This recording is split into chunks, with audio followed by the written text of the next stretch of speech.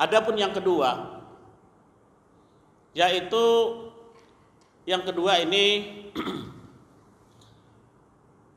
wasyabun nasa'a bi ibadatillah.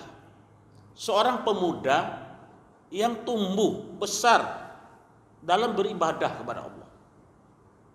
Nah, ini di sini mulai agak sulit ya. Mungkin kira-kira apakah kita dari semenjak kecil sampai akil balik ya, terus dalam beribadah kepada Allah Subhanahu wa taala sampai tua. Nah, ini kalau seandainya, tentu ini banyak yang masuk, tapi banyak juga yang tidak masuk.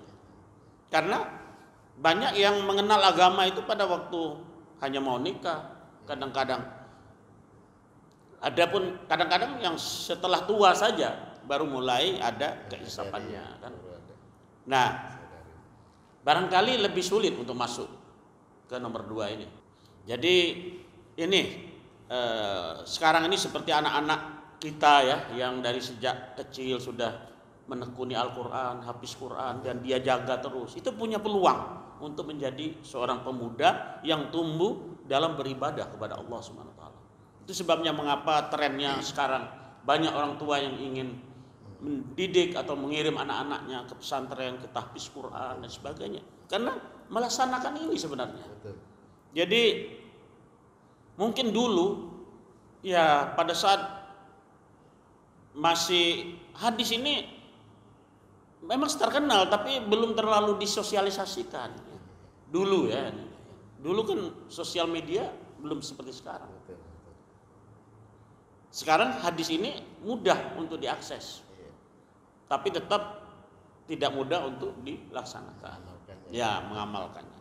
Nah sekarang kita selagi ada kesempatan, kita jangan menjadi orang yang minal khosirin, menjadi orang-orang yang termasuk orang yang rugi. Berarti amanah kita selaku orang tua termasuk kriteria yang pertama, ya, Imamul Adil tadi. Imamul Adil untuk mengantarkan anak-anak kita, ya, kita kepada urutannya sudah sesuai ini ya.